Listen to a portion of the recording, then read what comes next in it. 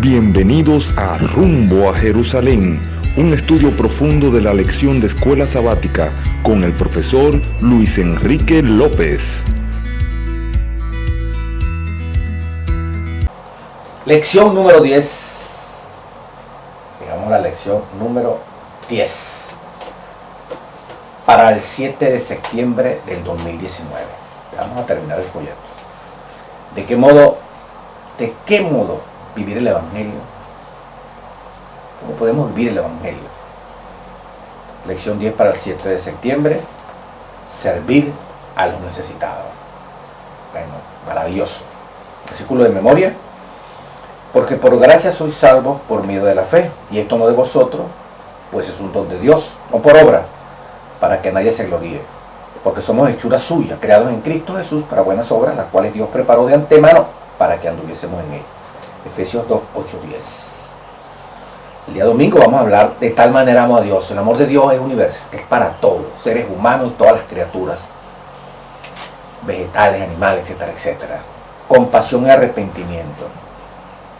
Cómo el pecado ha traído esta desgracia a la tierra y cómo Dios tiene compasión por ella. La gracia y las buenas, ese fue el día lunes. El día martes, la gracia y las buenas obras. Vamos a analizar el versículo de memoria de la lección. Una humanidad común, el día miércoles 4 de septiembre. Somos hijos de un mismo Padre. Tenemos un mismo Dios. Entonces, ¿por qué estamos en tanto problema unos con los otros? Y finalmente, el día jueves 5 de septiembre, el Evangelio eterno. Apocalipsis 14, 6, 7, mensaje de los ángeles, que tiene que ver con esto que vamos a estudiar. Esperamos sacarle el mayor provecho a la lección y comenzamos inmediatamente. ¿De qué modo vivir el Evangelio? Bueno, primer modo, de tal manera amo a Dios. Sea el título del día domingo. Juan 3:16. Porque de tal manera amo Dios al mundo que ha dado Dios al mundo, y la palabra griega original es cosmos, ese mundo, que significa el mundo como una entidad creada y organizada.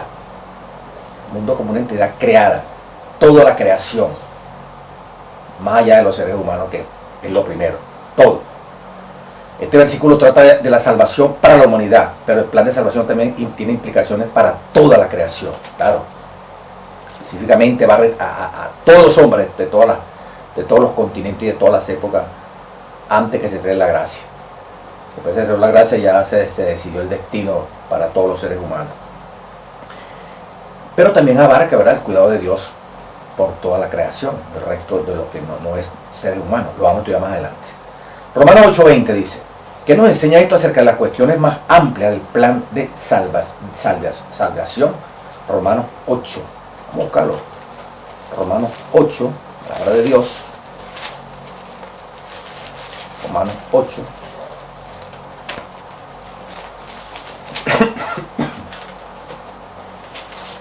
Vamos a leer del 21 adelante. Romanos 8, 21. Dice, porque también la creación misma será libertada de la esclavitud y la corrupción, de la libertad gloriosa de los hijos de Dios. Porque sabemos que toda la creación gime a una y aún está con dolor de parto hasta ahora. Y no solo ella. Fíjense que aquí se hace como una separación. Hablando de creación, ahora no solo ella, o sea que abarca más allá de los hombres. No solo ella, hablando de nosotros los seres humanos, sino que también nosotros mismos, igual como el resto de la creación gime, nosotros mismos, que tenemos las primicias del Espíritu, nosotros también que gemimos dentro de nosotros mismos, esperando la adopción, la redención de nuestro cuerpo. Es como el gemir de las plantas, de los peces, de toda esa creación. Tal como dice el capítulo 11 de Apocalipsis, la parte final, Dios vendrá a destruir a los que destruyen la tierra. Esa destrucción a Dios le duele. La naturaleza gime. La extinción de las especies, tanto animales como vegetales. Últimamente se ha dicho que la especie vegetal va más rápido extinguiéndose que la especie animal. Esto es tremendo, hermano. Estamos acabando con todo. Y por eso Dios tiene que intervenir. Se le dieron prácticamente 6 días al hombre, un poquito más, entendiendo que cada día es como 1000 años para Dios, como dice Pedro y dice los salmos. Ahora resulta que en menos de una semana ya este mundo, ya el ser humano, dentro de la visión de Dios del tiempo, que nos dio para que más o menos entendiéramos nosotros, ya el hombre quiere acabar con la tierra. Ya lo que estamos esperando es una glaciación, que se congele el planeta por la cantidad de dióxido de carbono y contaminación, entonces que provocará que, mire, ya ni los rayos del sol van a entrar con la intensidad como para calentar el planeta. Ya predicciones, el agua va a faltar, bueno, es horrible, pues. Entonces toda la creación gime, ¿cuándo vendrá Jesús? Hablando metafóricamente, ¿cuándo vendrá Dios? Hablando de las especies vegetales y animales. Pero nosotros también con más razón, como dice el apóstol Pablo aquí, ¿verdad? Bueno, hermana, Juan 3, 16 y 7. ¿Cómo contribuye el versículo 17 a una comprensión más amplia del versículo 16? Juan 3, 17, palabra de Dios. Vamos al libro de San Juan, capítulo 3, versículo 17. Leemos directamente.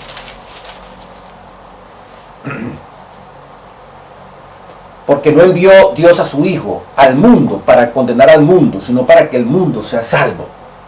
Vean, la globalización. ¿De qué manera vivir el Evangelio? Entendiendo que todo el mundo debe conocer este mensaje para que escape de la destrucción terrible. Y aún viviendo en este momento, escape de ser víctima de los efectos pecaminosos del mundo, envenenado por el pecado. Sufre más, padece más, pero un poquito más y el que debe venir vendrá. Es la promesa máxima para ir al reino de los cielos. Entonces Dios quiere salvarlo hasta minimizar, y por eso nos pone a nosotros como mayordomos.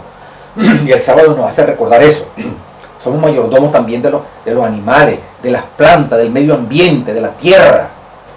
No somos promotores de la aridez de la tierra, la destrucción de los árboles, dejar la tierra vacía para que las gotas de agua caigan y cada vez erosionen más la tierra y cada vez se hagan menos productivas. No. Somos los primeros que levantamos la voz para proteger mientras Cristo viene hasta la tierra. ¿Cómo será? Con más razón con los animales. Dice, podemos aceptar que Dios ama a otras personas, además de nosotros. Él ama a los que nosotros amamos y nos alegramos por eso. Él también ama a quienes le tendemos la mano, y al reconocer esta verdad muchas veces nos sentimos motivados para hacerlo. Pero Dios también ama a aquellos con quienes no nos sentimos incómodos, o incluso a quienes tememos. Dios ama a todos, en todas partes, incluso a quienes no queremos precisamente. La creación es una de las formas en que se demuestra esto. La Biblia señala constantemente al mundo que nos rodea como una evidencia de la bondad de Dios. Él hace salir su sol sobre los malos y los buenos. Él hace llover sobre justo e injusto. La creación, ¿verdad? Incluso la vida misma es un regalo de Dios, independientemente de la respuesta o actitud hacia Dios. Cada persona recibe ese don. Bien sea que no lo quieran, sean ateos, sean rebeldes, ahí le está funcionando el corazón. Ahí tiene unos ojos, ahí tiene una boca, ahí tiene una familia. Alabado sea el nombre de Dios.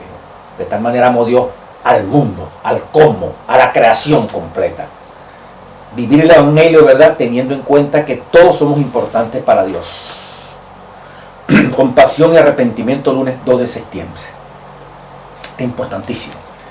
Podríamos decir, el pecado ha traído esta desgracia al mundo. Tu pecado, mi pecado, es parte de la desgracia que vive el mundo mientras no hemos sido redimidos por la sangre de Cristo y vivimos en santidad. Dice, las historias entremezcladas de la salvación y el gran conflicto nos llaman a reconocer una verdad sobre la vida que es fundamental para nuestra comprensión del mundo y de nosotros mismos. Y es que nosotros y nuestro mundo tenemos una condición caída y somos pecaminosos. Es difícil, a veces le cuesta a uno aceptar esta realidad. Tenemos una condición caída. No hay nada bueno en nosotros. Todo viene de Dios, del cielo. Nuestro mundo no es hoy aquello para lo que fue creado. Y aunque todavía tenemos la imagen de Dios que nos creó, somos parte de la transgresión del mundo. El pecado de nuestra vida tiene la misma naturaleza que el mal que causa tanto dolor, opresión, explotación en el mundo. El pecado que tú y yo tenemos en este proceso de santificación Es el pecado que el asesino, el que no ha conocido esto, el que lleva el que ha producido este mundo, el que ha llevado este mundo a la condición en que está. Es el mismo pecado. Aquí no hay diferencia de pecado. No robamos como roban los tipos allá fuertemente, pero robamos en los diezmos o en una ofrenda de Dios. Pero robamos al otro cuando le ocultamos una verdad para apropiarnos de algo indebido. ¿Estamos robando? Robamos un conocimiento de otro. Eso también es robar, eso es pecado delante de los ojos de Dios. No matamos como un criminal, un asesino, un terrorista. Pero aborrecemos, hermano, estamos matando. Y eso causa distorsión en las relaciones familiares, en las relaciones sociales, dentro y fuera de la iglesia. O sea, el pecado que tiene el mundo como está, ese mismo pecado tiene la familia como está hoy en día. Tu familia y mi familia, si no está reinando Cristo. Somos motivos de conflicto, somos motivos de ira, somos motivos de rebelión, somos motivos de que la esposa nos odie y uno odie a la esposa. Los hijos se rebelen contra nosotros porque nos ven como crueles, nos ven como malos, nos ven como maltratadores de nuestra madre, de la madre de ellos. Entonces, y el vecindario también se irrita, se siente mal dispuesta por la toxicidad de tú y de mí. Si no estamos en este proceso de conversión de Dios.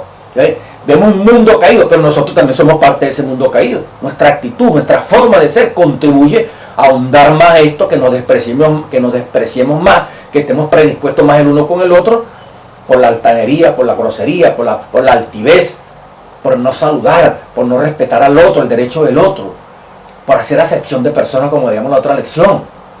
O sea, contribuimos a que la gente se ponga más mal y se ponga más predispuesta. Por lo tanto, está bien que percibamos el dolor, el malestar y la tragedia del mundo, dice el lunes 2 de septiembre, y de la vida de los que nos rodean. Tendríamos que ser robots para no sentir el sufrimiento de la vida aquí. Los lamentos del libro de los Salmos, las tristezas de Jeremías y otros profetas, y las lágrimas y la compasión de Jesús, demuestran lo apropiado de este tipo de respuesta al mundo y su maldad, y en particular a aquellos que a menudo se sienten afectados por este mal. Nos mandan a leer Mateo 9:36, San Mateo 9:36. Vamos a leer 35.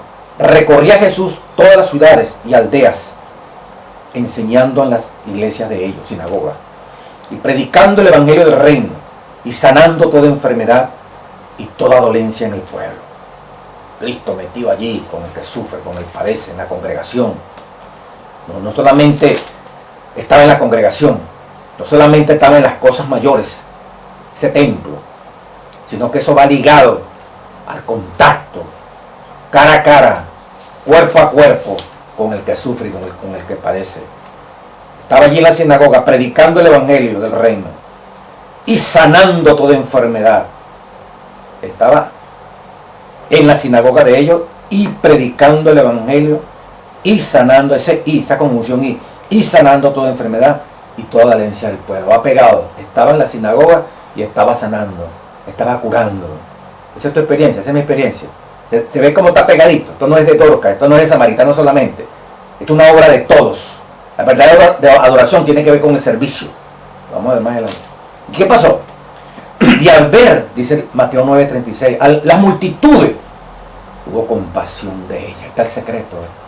Al ver las multitudes, tuvo compasión de ellas, porque estaban desamparadas, dispersas, como ovejas que no tienen pastor. Era un show que iba a montar Jesús. Vengan para curarlos, vengan para regalarle milagros, vengan. No, hermano, él se metía. Visitaba los barrios, visitaba las aldeas, visitaba los pueblos, porque le dolía ver el sufrimiento. No es así, si tienen un tiempito, los médicos vayan a hacer tal obra misionera, las enfermeras, los misioneros que dan masajes, los médicos misioneros, ¿verdad? Los que hacen un curso de salud. No. Es la compasión, hermano. Yo no puedo esperar una fecha X, porque todos los días hay sufrimiento y padecimiento en esta tierra. Jesús se conmovía al ver esto tan tremendo, ¿verdad? Al ver este sufrimiento tan bravo. Ahora sí vamos a buscar Lucas 19, cuando vio a Jerusalén. Oh, Dios mío, la compasión de Cristo. Lucas 19. Qué tremendo.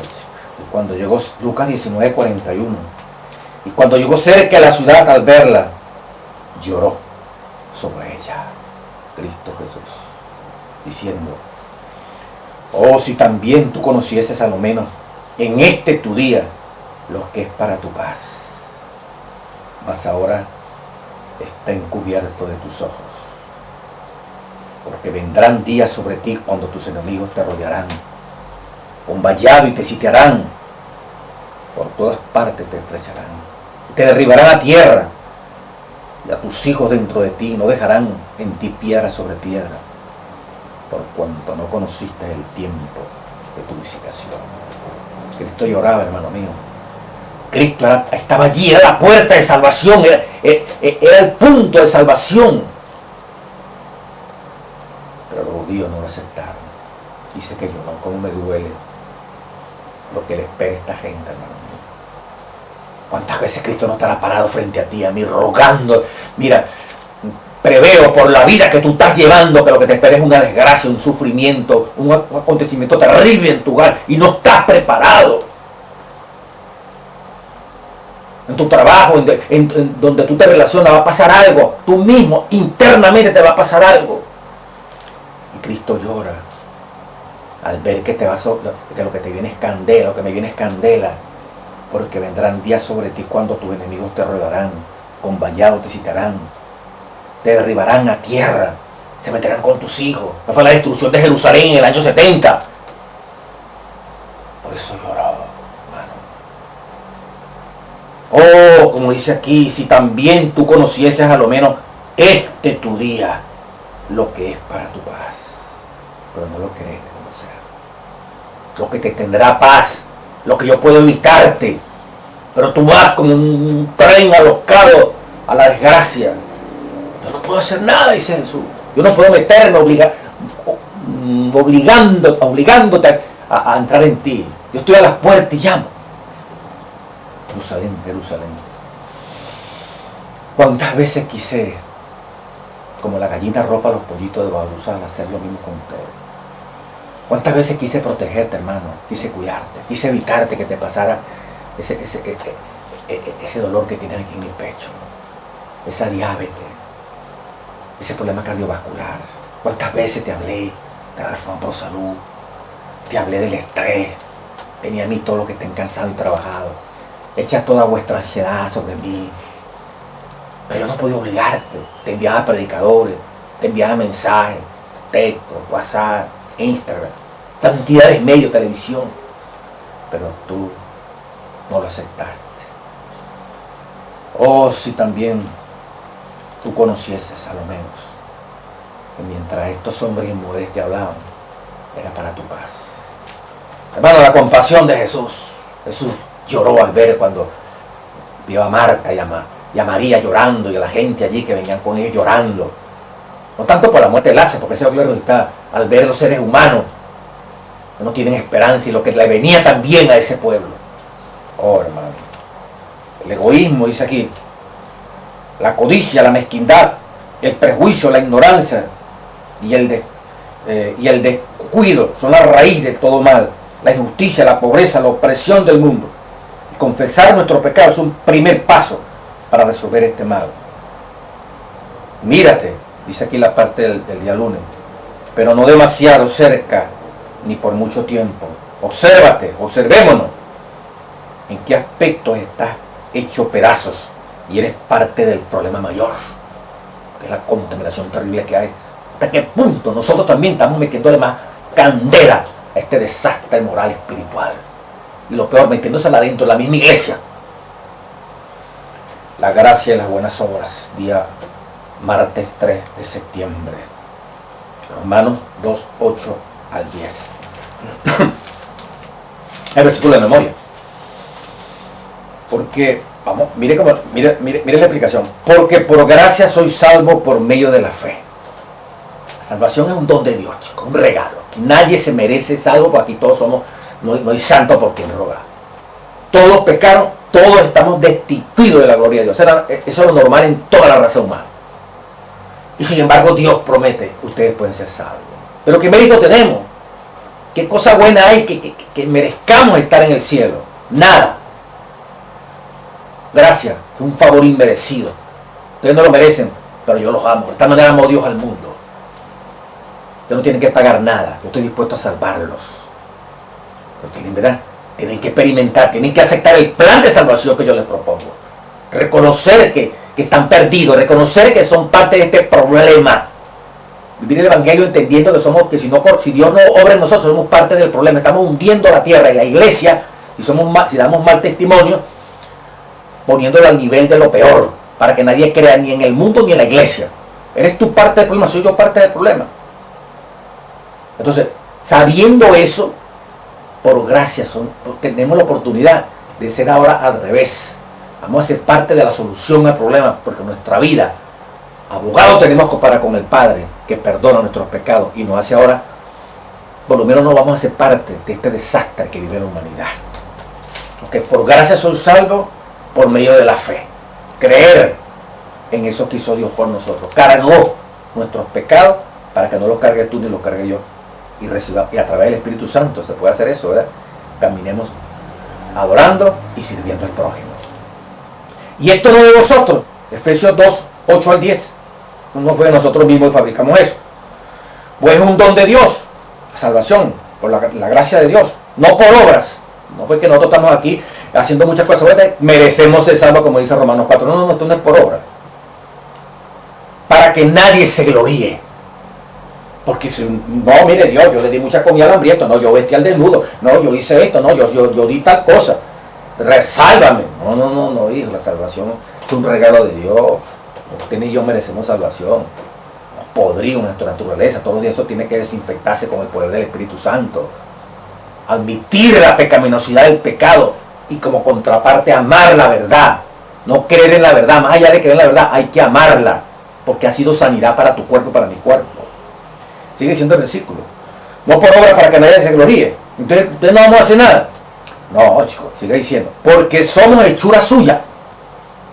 Juan capítulo 1, ¿verdad? Somos engendrados, no de carne ni de sangre, sino de Dios. No me equivoco, Juan 1:12. Hemos sido engendrados por Dios. ¿No? Nacimos de una madre y de un padre, humanamente, pero también nos toca nacer en el bautismo, ¿verdad? Ser engendrados por Dios. Por eso nos meten debajo del agua. Ya murió el viejo hombre, la vieja mujer, y ahora resucita un nuevo hombre, engendrado por la palabra de fe de Dios, que Dios te da a ti y me da a mí. Entonces aquí dice, porque somos hechura suya, creados en Cristo, creados a la imagen y semejanza de Cristo. Y si somos como Cristo, si fuimos creados como Cristo, entonces ¿qué ocurre? Creados en Cristo Jesús, ¿para qué? Esa nueva creación ha sido ¿para qué? Para buenas obras. Ya en nuestra genética espiritual, más que la natural, la biológica, que nos aporta el fenotipo que tenemos, el genotipo, ese genoma que han descubierto. No, ahora hay un genotipo espiritual que dice que hemos sido creados en Cristo Jesús para hacer el bien. Eso no hay que salir de nosotros, es la creación, es el diseño, la gloria es de Dios para buenas obras, las cuales Dios preparó de antemano para que anduviésemos en ellas.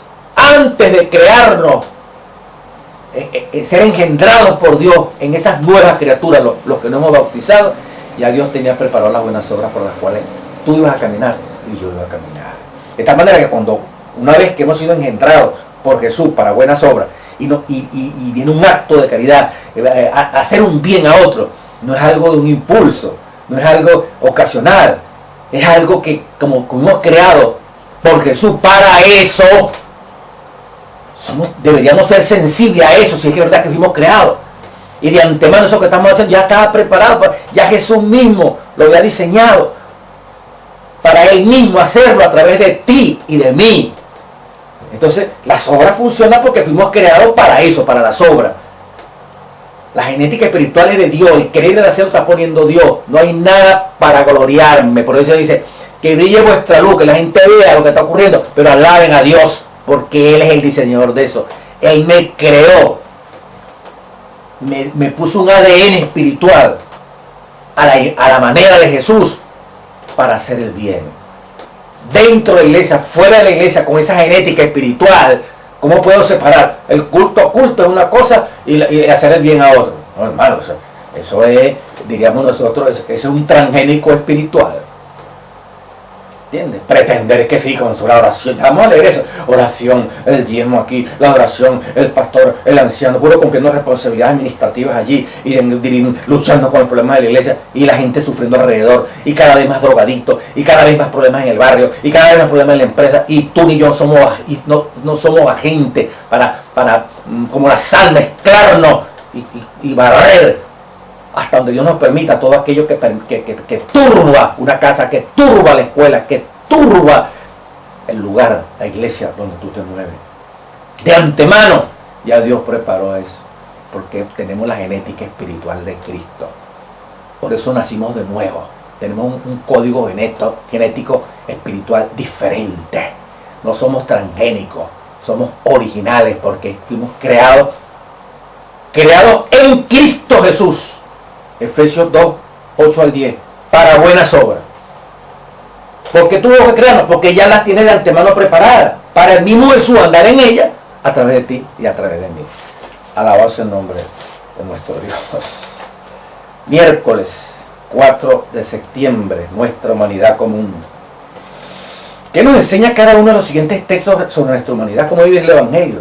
Hermano, este es un mundo completo, donde todos nos necesitamos. Malaquías 2.10. Esto es tremendo, esta reflexión de Malaquías. Malaquías es el último libro, ¿verdad?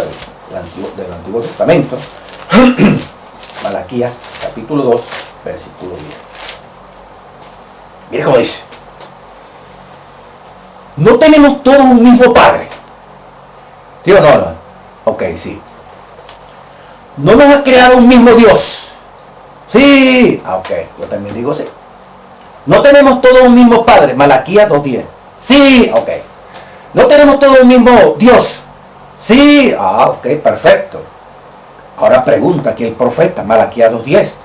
¿Por qué, pues, nos portamos deslealmente el uno contra el otro? Si tenemos un mismo Dios, si tenemos un mismo Padre, ¿por qué nos comportamos deslealmente los unos con nosotros? Es la pregunta. Nos necesitamos. Es una humanidad común. ¿Por qué si decimos que tenemos el mismo papá y ese papá es Dios?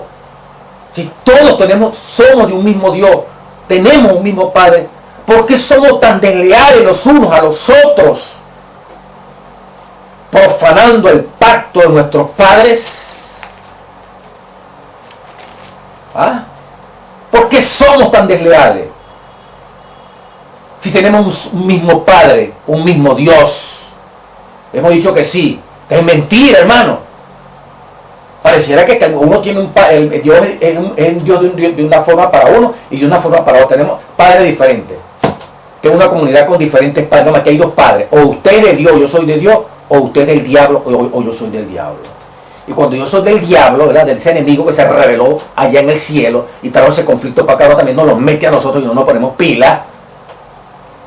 Entonces yo soy desleal. Ser leal implica que yo reconozco que Dios es mi Padre. Las dos cosas, que Él es mi Dios y es mi Padre. Ese es ser leal a Dios. En el comportamiento vertical, leal a Dios. Y horizontal, cuando con mi prójimo, que es todo el que necesita, el de la iglesia, el de la casa y fuera de la iglesia y fuera de la casa, yo soy íntegro. Porque fui creado en Cristo Jesús para vivir, para hacer bien, para vivir haciendo el bien. ¿Por qué soy tan desleal? Entonces no se caigan en la cova.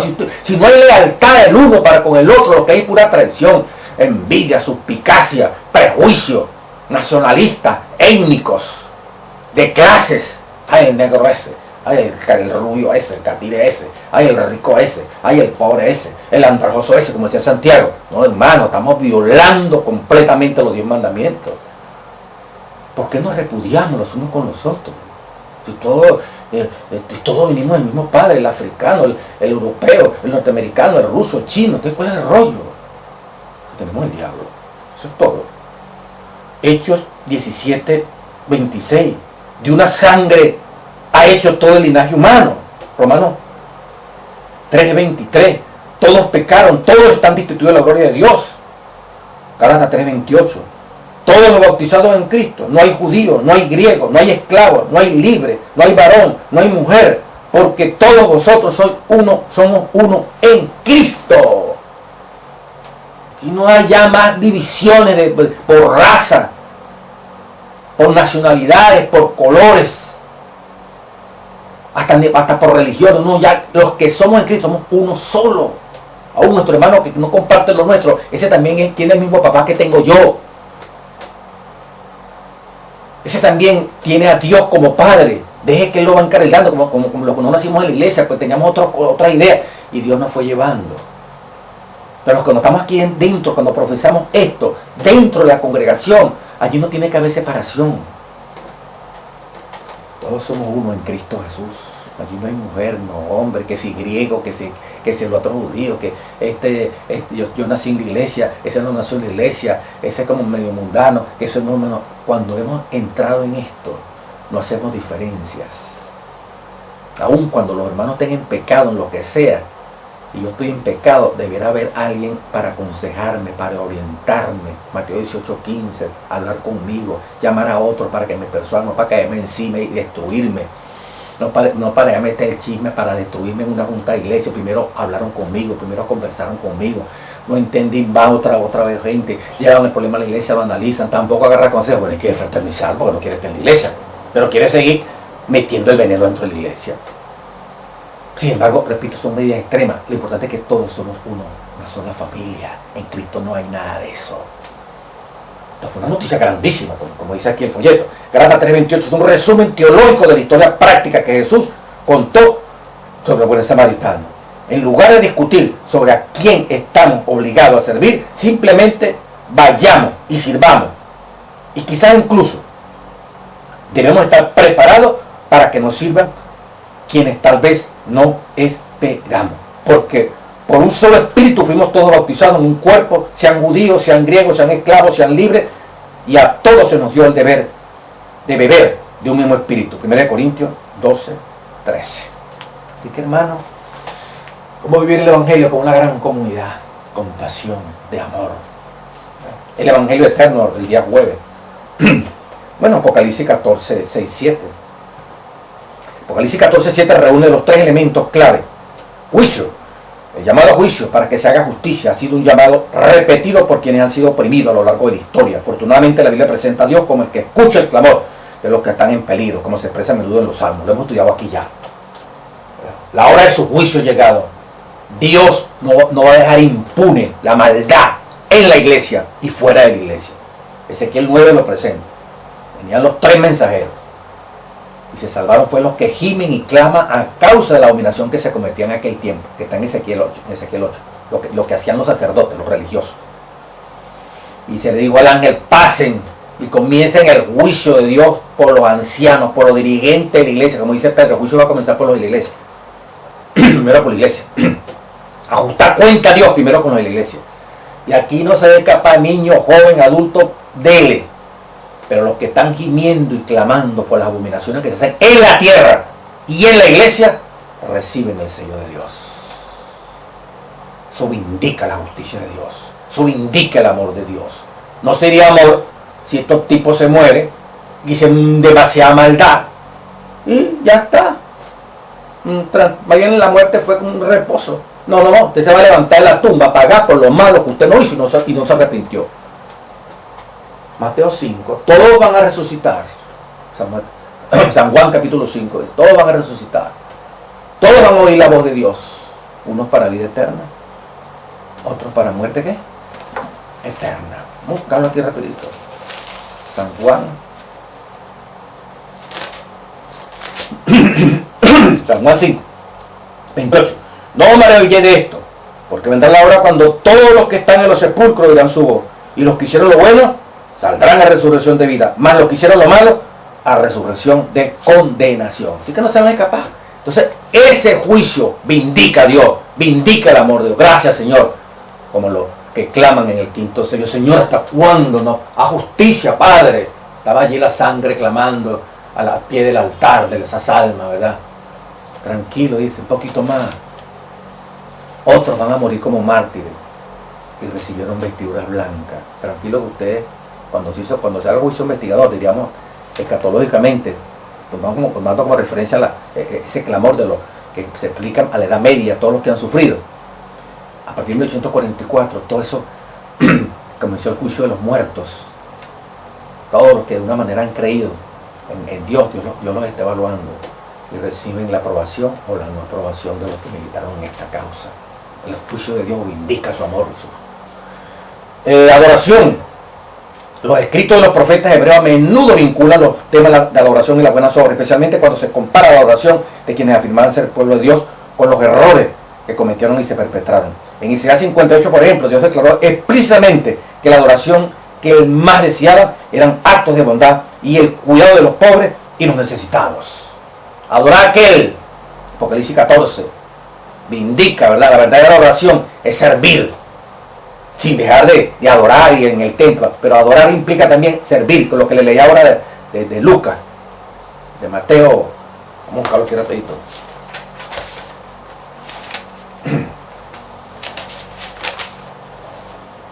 Mateo 9. ¿Se acuerdan que al principio de la lección? San Mateo capítulo 9. La parte de la adoración. Y sucedió que le trajeron, allá, Mateo 9, 35. Recorría Jesús todas las ciudades y aldeas enseñando en las sinagogas, enseñando en las iglesias y predicando el evangelio del reino y sanando toda enfermedad. Y vio a la multitud y tuvo compasión. Predicaba en la iglesia, pero también que sanaba. Y estaba en la iglesia y sanaba y predicaba y enseñaba. Las dos cosas. Ir a la iglesia y en la iglesia sanar, como lo demostró él. Fuera de la iglesia, sanar. Qué hermoso, ¿verdad? Dice el Ministerio de Bondad. La parábola del buen samaritano, voy a repetir esto. Muchos, el sacerdote y el levita habían ido a adorar al templo, cuyo servicio fue indicado por Dios mismo. Adoración, ¿verdad? Al participar en ese servicio era un noble y exaltado privilegio. Y el sacerdote y el levita creyeron que habiendo sido así honrado de estar ese privilegio en el templo, no le correspondía ministrar a los hombres anónimos que sufrían a la orilla del camino. Así descuidaron la especial oportunidad que Dios le había ofrecido como agentes suyos de bendecir a sus semejantes. Muchos están hoy cometiendo un error, ministerio de bondad, la parábola del buen samaritano. Muchos están cometiendo el mismo error. Dividen sus deberes, oigan, en dos clases distintas. La primera clase abarca las grandes cosas, ir al templo como sacerdote, que han de ser reguladas por la ley de Dios. Punto y coma. La otra clase se compone de las cosas llamadas pequeñas. ¿Cuáles son las cosas pequeñas? En las cuales se ignora el mandamiento, amarás a tu prójimo como a ti mismo. Eso cae en segundo lugar, cuando a mí me provoca. Vamos a leerlo pues. Esta esfera de actividad se deja librada al capricho. ¿Cuál? Amarás a tu prójimo. Al capricho. Y se sujeta a la inclinación o al impulso. Cuando a mí me salga, cuando me provoque, amar a tu prójimo. Y queremos ir para el cielo. ¿Ves las grandes cosas? Adorar, adorar, adorar. En el templo, sí, cumplo con el templo, pero no cumplo con el prójimo. Así el carácter se malogra. También existen personas que piensan que es degradante para su dignidad ministrar a la humanidad que sufre. Muchos miran con indiferencia y desprecio a aquellos que han permitido que el templo del alma yaciera en ruina. Otros descuidan a los pobres por diversos motivos. Están trabajando como creen en la causa de Cristo, tratando de llevar a cabo alguna empresa digna. Creen que están haciendo una gran obra en la iglesia y no pueden detenerse a mirar los menesterosos, el necesitado y el afligido. Al promover el avance de su supuesta gran obra, pueden hasta oprimir a los pobres, pueden colocarlos en situaciones de dificultad, privarlos de sus derechos y descuidar sus necesidades. Sin embargo, creen que todo esto es justificable porque están, según piensan, promoviendo la causa de Cristo. Están ocupados, estoy ocupado en el templo, en las conferencias, en esto, aquí, que para allá. ¿Y el prójimo? No, ellos están ocupados, están haciendo una gran obra. Estoy leyendo el Ministerio de Bondad, no me crea a mí. Entonces hay que despertar, hay que abrir. El dejar sin alivio el sufrimiento de nuestro prójimo es una infracción a la ley de Dios. Página 51, parábola del buen samaritano. Entonces, evangelio eterno, hermano, que acabamos de mencionar. Creación. la otra parte. Primero juicio, habla de juicio, Apocalipsis 14, 6, como dice aquí, 6 al 7. Ha llegado la hora del juicio, adorar del juicio, vindicando la causa de los oprimidos y los sufridos. Adoración, adorar a aquel que ha hecho eso en la tierra, como dice el Salmo 146. Los últimos 5 salmos que estudiamos aquí en la lección, las lecciones anteriores, se refieren a alabanza a Dios. Pero este Salmo 146 arranca con la alabar también. Los 5 últimos salmos comienzan con la palabra alabar a Dios. Alabar a Dios por creador, por poderoso, no lo leo por tiempo. Pero especialmente porque ha vindicado la causa del pobre, del menesteroso, del extranjero, del que sufre, del que padece. Adoración sin servicio no tiene vida al prójimo, como eso que estamos viendo aquí atrás. Porque ha hecho los cielos y la tierra, creación. Como hemos visto, uno de los elementos fundamentales del llamado de Dios a la justicia es la familia común de la humanidad. Que todos somos creados a su imagen. Que ha hecho los cielos y la tierra y todas las cosas que en ellas habitan. ¿Cómo se adora a ese que ha creado los cielos y la tierra? Siendo mayordomo, siendo también, como lo veíamos aquí, la creación gime. Entonces hay que minimizar metafóricamente y directamente, gimen metafóricamente, pero en la práctica minimizar la destrucción al medio ambiente, la destrucción entre nosotros, la deslealtad entre nosotros. Eso es parte de la creación, porque somos parte de un todo. De esa forma, como dice aquí, vivimos el Evangelio, entendiendo que Dios nos ama a todos, entendiendo que hay que tener compasión como la tuvo Cristo Jesús, entendiendo que esas buenas obras fuimos creados para eso. La genética nuestra es servir y no solamente es puro estar adorando. Dios no hizo el hombre para estar metido en una iglesia adorando, cantando, dirigiendo. Hizo el hombre para hacer eso y también para amar al prójimo como a sí mismo, porque somos una humanidad común y finalmente es parte del último mensaje que vamos a predicar. Dios le bendiga, Dios le guarde y preparémonos entonces para la próxima lección de qué manera vivir la esperanza adventista, lección número 11 que viene la próxima semana. Dios le bendiga, Dios le guarde y como siempre, estos estudios, si usted ve que vale la pena recomendarlos a otros, que la gente busque en internet, ¿verdad? Rumbo a Jerusalén en YouTube, usted coloca allí y allí aparece el profesor Luis Enrique y busca la lección. Así que Dios le bendiga, feliz día, Dios le guarde, feliz sábado, bendecido en el nombre del Padre y del Espíritu Santo, rumbo a Jerusalén.